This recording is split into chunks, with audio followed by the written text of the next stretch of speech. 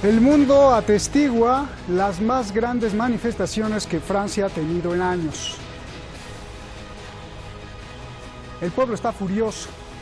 Ven cómo se desvanece el privilegio que tienen sobre miles de millones de seres humanos en todo el mundo. Sus sueldos, sus pensiones, sus prestaciones, su nivel de vida. El presidente de Francia se ha convertido en su enemigo. ¿Quién ganará? ¿El presidente o el pueblo? La gente promete estar en huelga allá en Francia hasta que el presidente abandone sus ideas. Soy Roberto de la Madrid y esto, Detrás de la Razón.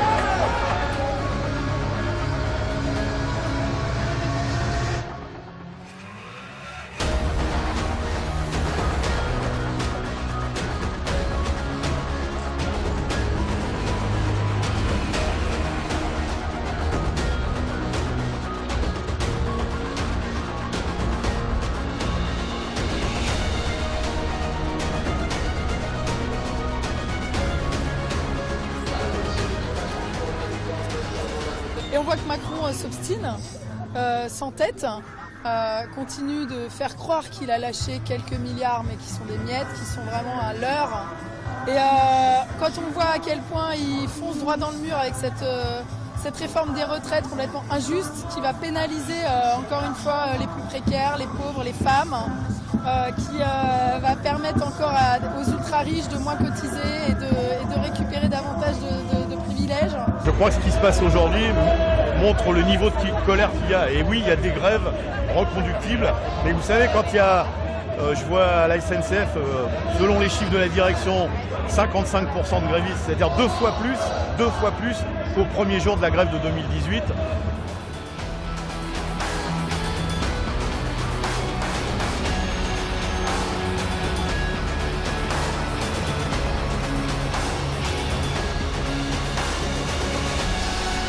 Je présenterai ensuite, mercredi prochain, à 12 h, au Conseil économique, social et environnemental,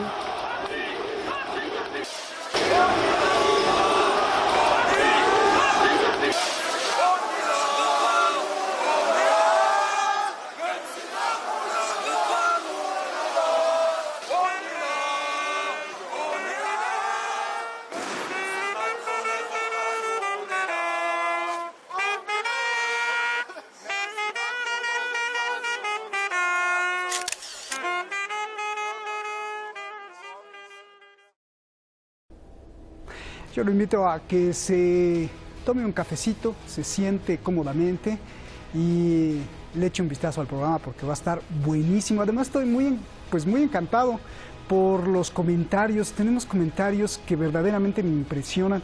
Muchas madres, muchas mamás nos escriben que en sus momentos de descanso, incluso sábados o domingos, se reúnen o reúnen a sus hijos para ver Detrás de la Razón. De verdad, muchísimas gracias. Estos son de los mejores premios. Gracias y gracias a ustedes. Vamos directamente con nuestros invitados. Tenemos invitados de lujo, como usted sabe, Francisco Fernández Cruz Sequera, abogado, analista político, escritor, experto en lo que pasa en el mundo. Gracias por estar aquí. Y Adrián Celaya, presidente de CAI Center, un centro de análisis global allá en el País Vasco. Muchísimas gracias a los dos. Buenas noches aquí en Teherán. Francisco, comienzo contigo. A ver, antes que nada, explícame qué está pasando en Francia. Buenas noches, Roberto, tanto a tu audiencia como a ti, como a mi contertulio Adrián. En Francia no está pasando nada distinto de lo que está pasando en el resto de Europa. Hace ya 30 años, 40 años, terminaron los 30 años de plata, ya no hacemos falta y por lo tanto hay que desvertebrar toda la capacidad de resistencia del movimiento obrero y de las clases trabajadoras en Europa. Eso significa desaparición de todos los derechos sociales que han existido y que se han ido generando durante el espacio que va de 1945 a 1980 y, entre otras cosas, observemos que uno de los motivos poderosos que ello es la abundancia de la mano de obra barata que supone la constante riada de personas llegadas del exterior de Europa a las economías europeas, que es un fenómeno que está provocando reacciones en los populismos de derecha o de izquierda y que está, desde luego, no está capitalizando de alguna manera un descontento camino hacia la nada.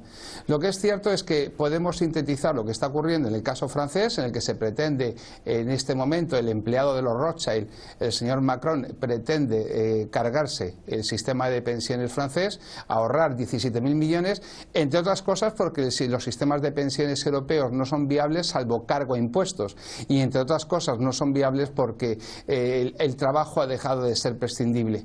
Es decir, es una suma de factores entre recorte de derechos, cuarta revolución tecnológica que nos lleva a que el trabajo que sea cada día más prescindible, aumento de la mano de obra barata provocado por una explosión demográfica fuera de Europa que ocupa el espacio de los europeos que no llegan a nacer, y todo ello confluye en una tormenta como la actual en la que directamente no ya estas protestas, sino los 6.400 detenidos, los 2.100 personas heridas, las 27 personas mutiladas durante más de un año de protestas en Francia, ponen de manifiesto en Francia, como en todos los países de Europa, el profundo descontento de la población con el estado actual de cosas y también la ausencia de un movimiento político con un objetivo definido que sea capaz de capitalizar ese descontento y reconducirlo hacia objetivos políticos concretos.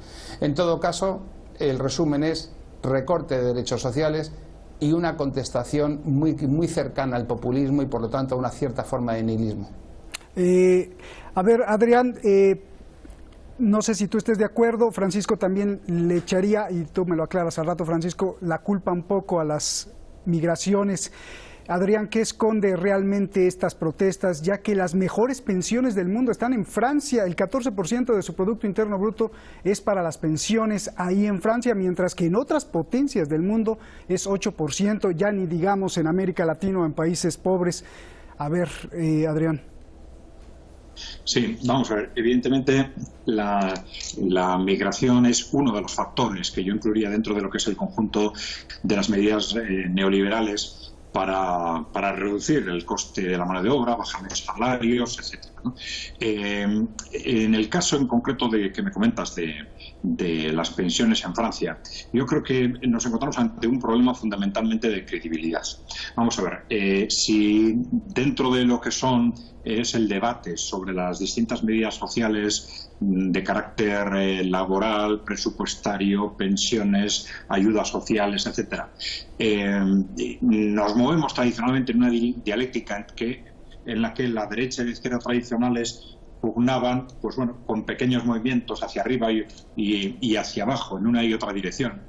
Digamos que esta dialéctica está en cierta forma agotada en la medida en que se va acumulando una experiencia histórica en la que el modelo de fondo se mantiene y esas pequeñas disputas por unos determinados conceptos de gasto o de ingreso que luego se compensan por otros conceptos de gasto y de ingresos al año siguiente y al final de una forma o de otra todo sigue igual, esa dialéctica está de alguna forma superada y está superada por una falta de confianza en el fondo de la cuestión, en el propio régimen político, de tal forma que nos encontramos con que en todo lo que ha sucedido desde hace un año en Francia con el movimiento de los chalecos amarillos, etcétera, a pesar de que Macron acabó cediendo en ámbitos concretos muy similares a los que inicialmente reclamaban los chalecos amarillos, pues este movimiento continuó porque hay un problema básico de confianza que no se resuelve con un determinado concepto de gasto o un determinado concepto de ingreso. La población francesa cada vez menos cree en sus dirigentes, no cree que sus dirigentes, ni los que se llamaban de izquierda ni los que se llamaban de derecha, están realmente al servicio del pueblo o incluso de esa supuesta ideología que dicen defender. Cada vez más están convencidos de que son personas y son grupos políticos al servicio de las grandes empresas, al servicio de la oligarquía internacional. Y esto, claro, en el caso de Francia es particularmente llamativo, teniendo en cuenta que Macron es un hombre tan públicamente conocido como perteneciente al clan Rothschild, ¿no? Yo creo que esta desconfianza de fondo, esta pérdida de confianza en el sistema y en el modelo de desarrollo del neoliberalismo es lo que está empujando a la gente a la calle, independientemente de que sus posicionamientos sobre una medida u otra sean más o menos exigentes o sean más o menos atendidos, ¿no? Además, tú has desarrollado varias tesis sobre esto, Adrián, y me imagino que tú, Francisco, también coincides. Se las recuerdo aquí a los espectadores porque no es tema de ahora, no es porque las migraciones sean malas en sí o los migrantes sean malos o estén invadiendo a los europeos, sino porque las corporaciones están utilizando las migraciones. ¿Para qué? Pues para bajarle el sueldo a todos los que están en sus países, ahí los obreros locales, y eso pues es verdaderamente macabro. A ver, Francisco, para un colombiano, un argentino, un mexicano, que diga, bueno, pues a mí qué me importa qué está pasando allá en Francia, yo te quiero preguntar algo muy importante. Si Francia, que es uno de los países donde más se respeta al trabajador, y estamos viendo que quieren romper esos derechos, dos preguntas. ¿Esto podría obedecer al plan maestro global de sometimiento de la clase trabajadora para tener solo dos niveles, la élite pequeña y los obreros mundiales? Y dos, es muy curioso porque ¿a Macron lo están obligando o es parte del club? Lo pregunto porque Donald Trump quiere desmantelar la Unión Europea, la OTAN, y Macron parece ser también. Y para los positivistas, para los ilustrados, la tierra de la libertad es Francia, la tierra de la Revolución Francesa es pues ahí, la del contrato social, la de la Carta de Derechos Humanos, madre tierra de los masones, del arte. Esa tierra está presenciando una nueva época. A ver, ¿qué me dices, Francisco? Sí, que necesitamos 5 horas de programa para poder extendernos sobre todos los temas que me has puesto encima de la mesa. Con media hora no tenemos bastante. Uno, el problema no es hacer juicios morales sobre las personas que van de un lugar a otro para ganarse la vida y tratar de vivir decentemente.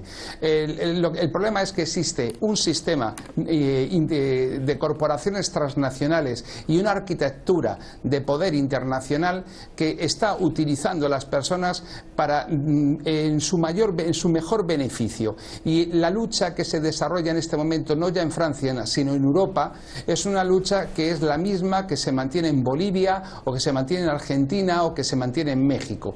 Se trata de que a día de hoy, en contra de lo que la izquierda tradicional ha abandonado, a día de hoy la única forma de defender los derechos de los trabajadores es afirmar el principio de soberanía nacional, es decir, estados fuertes frente a corporaciones transnacionales que son mucho más fuertes que muchos estados. En la medida en que se debilitan los estados, se debilita la defensa de los derechos de los trabajadores. Y la prueba la tenemos en el caso de Europa, en donde los estados han caído en manos de un sistema tecnocrático, oligárquico en Europa, de esa Unión Europea que nadie elige, que nadie controla y que dirige en beneficio de los intereses de la alta finanza que domina ese sistema, que domina el euro, pero no en interés de los trabajadores ni en interés de las sociedades europeas. Las sociedades europeas han alcanzado unos niveles de desarrollo y unos niveles de libertad no gracias precisamente a los ideales ilustrados de la Revolución Francesa, no gracias a los señores de los mandiles, de los cuales el más fiel representante puede ser Macron, sino precisamente en contra de ellos. Es decir, Europa, como cualquier otro país, el caso de Venezuela es paradigmático. Afirmar la soberanía nacional venezolana es afirmar que Estados Unidos no tiene derecho a la injerencia en la economía y en la política venezolana. Afirmar la soberanía nacional es afirmar que los pueblos tienen derecho a ser libres y que Estados Unidos lo que tiene que hacer es sacar sus zarpas de América del Sur. Y aquí ocurre exactamente lo mismo. Es decir, tenemos una quiebra de representatividad del sistema, porque los sistemas ya no representan a los ciudadanos, representan los intereses de oligarquías cleptocráticas que se dedican a robar de forma sistemática. Y además se confunde con otras muchas variables, como es en este caso, por ejemplo, el caso que hablamos de que la Unión Europea, que apenas tiene materia prima para exportar, lo que exporta son ideas y bienes manufacturados, representa el 25% del PIB del mundo. Por lo tanto, uno de los objetivos clarísimos dentro de esa guerra comercial chino-americana es privar a Europa del mayor porcentaje de ese 25% de cuota de mercado. Y eso es una realidad. No se trata de hacer populismo en inmigración sí, inmigración no. Es decir, eso es muy fácil, eso es una excusa barata. Pero no hay que hacer juicios morales, solamente juicios prácticos. No hay una sola patronal que se haya quejado de la llegada de inmigración irregular a Europa, y la siguen manteniendo de forma constante. Hay más de 100 millones de personas que son de procedencia extraeuropea que han roto el mercado de trabajo, y es lógico, porque es lo mismo que hacían hace 100 años cuando para romper la huelga de unos jornaleros en un valle llevaban jornaleros del valle contiguo, es lo que llamábamos comúnmente esquiroles. Pero esa ha sido una táctica del capital tradicional, clásica, antigua, no es ninguna novedad y no hay que echarse las manos a la cabeza. Bien. Sencillamente las personas nos plegamos a esa situación por necesidad, que no por gusto. Nadie abandona a su familia, su tierra y su patria por capricho, sino por necesidad y por hambre. Oye, y Francisco, es el sistema actual capitalista el que se beneficia de esa situación. En el caso francés, Francia está completamente podrida, la economía francesa tiene unos niveles insoportables dentro del sistema económico francés de bienestar, que es lógico que el punto de crisis al que han llevado el sistema, no solo en Francia, sino en toda Europa, sea insostenible. Y ahora la pregunta es que solo se puede resolver esto desde el poder, con la pérdida de derechos sociales y con el empobrecimiento generalizado de la población. Bien. Y eso, que no tiene justificación, porque los europeos producimos de sobra para mantener nuestro nivel de vida, es lo que tratan de imponer por medio de la violencia y la descalificación. Las permanentes campañas para llamar terroristas a los chalecos amarillos, que se han opuesto a la reducción de derechos sociales, que se han opuesto a esa inmigración descontrolada, que se han opuesto al alza del precio de los hidrocarburos. En Europa los hidrocarburos son cada vez más caros precisamente porque nos sometemos a la política norteamericana y no importamos el gas, por ejemplo, desde Rusia. Entonces, sencillamente, la oligarquía tecnocrática, la tecnocracia cleptómana que gobierna Europa, se dirige hacia unos beneficios de las grandes corporaciones transnacionales y de Estados Unidos en contra de los intereses de los ciudadanos europeos. Bien, si te escucha Donald Trump se va a enojar. Oye, Francisco, ¿y qué tienen que ver los señores de los mandiles en esto? ¿Y quiénes son los señores de los mandiles? Sí lo sé, pero a lo mejor muchos no los recordamos. Rápido, 30 segundos porque quiero ir con Adrián. Obviamente los señores en Francia no se mueve una pluma sin que el Grande Oriente francés y las logias masónicas, que son los que idearon la Unión Europea y que son quienes las controlan, lo dirigen. En Europa no se mueve nada sin que las grandes logias masónicas que gobiernan no solo Francia, sino, por ejemplo, todos los partidos políticos españoles, todos los partidos políticos italianos, el propio Banco Vaticano. En Europa no se mueve nada sin que la masonería lo quiera así. Bien. Y a eso me refiero. Francia no es la patria de los derechos de nadie, sino de una idea luminista típicamente masónica que en nada ha favorecido al pueblo. Bien, a ver, Adrián, yo veía que hacías caras y como que decías sí, pero no, pero sí, pero no. Y además de lo que tengas que decir como réplica, yo te pregunto, ¿todo esto que estamos viendo es parte de la preparación del desplazamiento de la fuerza de trabajo por los robots? Pregunta tú que eres el experto en el dinero mundial, tener un obrero bien pagado, bien alimentado, bien asegurado, bien pensionado, pues cuesta demasiado frente a un robot, ¿no? Bueno, vamos a ver, yo no diría que la introducción de la robótica, la introducción masiva de las nuevas oleadas de robótica, lo que se está hablando como revolución industrial 4.0 es realmente una amenaza. Si esto se hiciese como debe hacerse, es decir, bajo unos objetivos generales de interés social, esto sería extraordinariamente beneficioso. Es decir, habría un incremento sustancial de la productividad que se repartiría de forma adecuada, en caso de ser necesario se reduciría el tiempo de trabajo, etcétera, sin ningún problema. Ahora, aquí tenemos dos problemas. Primero, que en sociedades gobernadas por las grandes empresas, como es el caso de Europa, esto en la práctica no funciona así y entonces se pueden producir traumas sociales de todo tipo por no gestionar adecuadamente este proceso. Pero ahora tenemos otro reto relacionado con este tema, y es que precisamente el problema que está teniendo Europa es la falta de inversión en tecnología, la falta de inversión en robótica, si comparamos con otros ámbitos del mundo. Y esto tiene mucha relación con esa apuesta global del empresariado europeo por la mano de obra barata.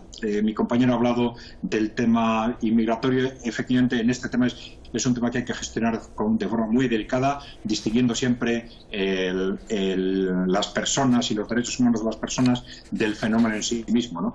Pero sí es un elemento clave dentro de esa estrategia clara de la patronal europea de jugar como sea a la reducción de costes laborales. Esto ha corrompido al empresariado europeo de una forma tal que los niveles de inversión y la inversión tecnológica, a pesar de todo lo que se dice, son cada vez menores. Y esto está provocando que esa revolución tecnológica, ese proceso de robotización, vaya muy despacio en Europa. Se habla constantemente de este tema, constantemente de la industria 4.0, pero al final son las administraciones públicas, los medios de comunicación y unas pocas empresas las que están apostando por ello, mientras que la industria en general está invirtiendo poco y el dinero se está desplazando hacia sectores de bajo valor añadido: hostelería, turismo, servicios subcontratados, etcétera. Es decir, hay un deterioro constante de la productividad y de